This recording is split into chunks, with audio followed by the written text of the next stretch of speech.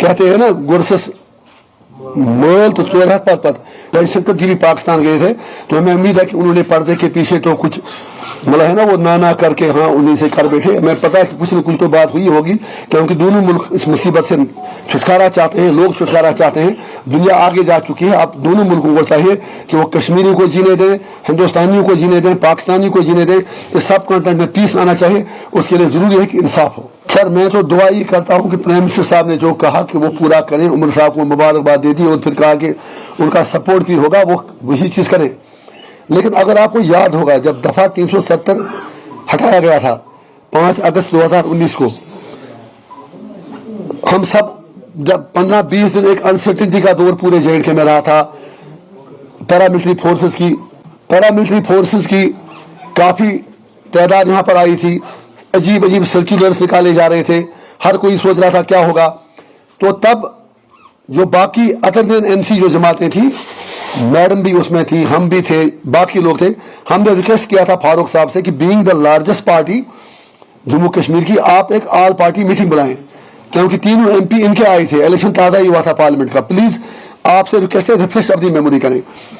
तो फारूक साहब ने कहा था कि हमने कहा था कि ऑल पार्टी डेलीगेशन दिल्ली जाए, प्राइम मिनिस्टर साहब से मिले और उनसे रिक्वेस्ट करें कि कहानी क्या है, अनसर्टिनिटी क्या है। इफ यू रिमेंबर फारूक साहब ने तब कहा था कि ऑल पार्टी डेलीगेशन में जाए, एमसी के 3 एमपी जाएंगे और वो प्राइम मिनिस्टर मिलेंगे, दे आर पब्लिक रिप्रेजेंटेटिव्स। हमने भी कहा था अच्छी बात है, अगर इनके एमपी जाते हैं तो मिलते हैं, मिलके वहां से जवाब लेके आते हैं। लेकिन उसके बाद जब वो मिलने गए, 3 एमपी नहीं गए, बल्कि हसन मसूदी साहब गए, फारूक साहब गए और उमर अब्दुल्ला साहब गए। 1 अगस्त या 2 अगस्त की तारीख थी। उसके बाद जब वो वापस आए, पहले उन्होंने झूठ बोला कि 3 एमपी जाएंगे, क्योंकि उन्होंने ऑल पार्टी डेलीगेशन जो था जिसमें मैडम जाती, कोई और लोग जाते, उन्होंने उसको सबटाज किया था। यादाश्त अपनी आप रिफ्रेश करें, और मैं कौम से भी कहता हूँ वो भी अपनी यादाश्त ताज़ा करें, हमारी यादाश्त मजबूत होनी चाहिए। तो उन्होंने फिर ऑल पार्टी डेलीगेशन को सबोटाज करने के लिए पहले कहा एमपी जाएंगे, फिर एमपी 2 ही गए और अकबर लोन साहब की जगह उमर साहब गए, अगर आपको याद होगा।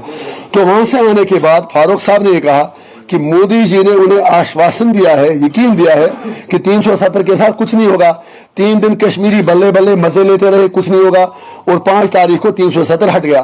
तो इसीलिए मैं कहता हूं कि एमसी को बिल्कुल 100% पता था कि 370 हट रहा है, और आज एमसी की 45 सीटें आना, इसके पीछे भी भरपूर बीजेपी का सपोर्ट था।